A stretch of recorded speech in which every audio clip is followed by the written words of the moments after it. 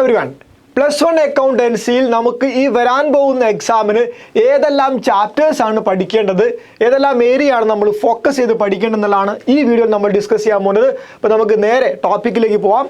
Okay, so are you ready for exam? നമ്മൾ ഓരോ ടോപ്പിക്കായിട്ട് പറയുകയാണ്. ടേം 1 നമുക്ക് ജൂൺ, ജൂലൈ, ഓഗസ്റ്റ് ആ ഒരു പീരീഡിൽ നമ്മൾ 3 ചാപ്റ്റേഴ്സ് ആണ് പഠിക്കാനുണ്ടായിരുന്നത് അക്കൗണ്ടിങ്ങിനകത്ത്.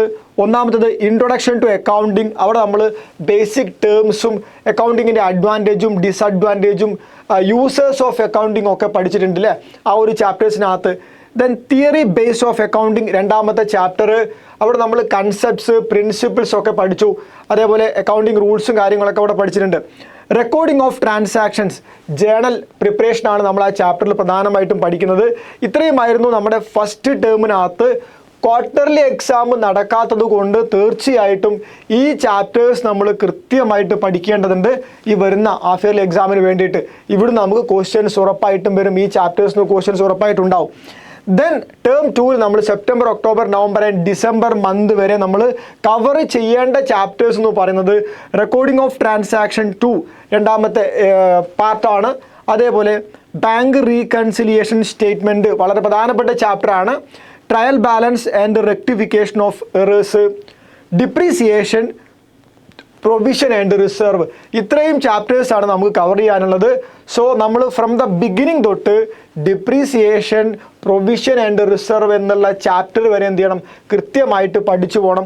സോ ഇവിടുന്ന് ബാങ്ക് റീകൺസിലിയേഷൻ സ്റ്റേറ്റ്മെൻറ്റ് ഉറപ്പായിട്ടും നമുക്കൊരു 5 മാർക്സ് പ്ലസ് നമുക്ക് ക്വസ്റ്റ്യൻ ആ ഒരു ചാപ്റ്ററിൽ നിന്ന് വരും.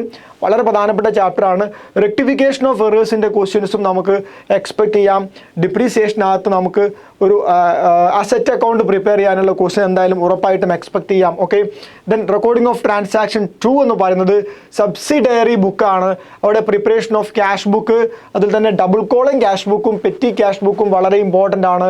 Purchase day book, sales day book, that is very important. അപ്പോൾ ഈ ഭാഗത്തു നിന്നാണ് നമുക്ക് കൂടുതൽ ക്വസ്റ്റ്യൻസ് എക്സ്പെക്റ്റ് ചെയ്യേണ്ടത് ഹാഫ് ഇയർലി എക്സാമിനേഷന്.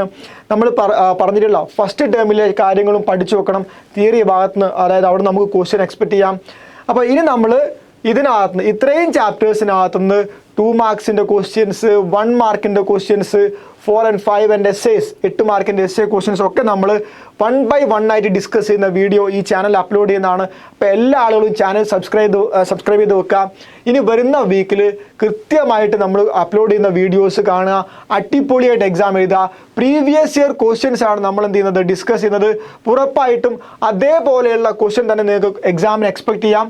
അപ്പോൾ എല്ലാ ആളുകളും കൃത്യമായിട്ട് ഫോളോ ചെയ്യുക, എക്സാം അടിപൊളിയായിട്ട് എഴുതുക. ഓക്കെ.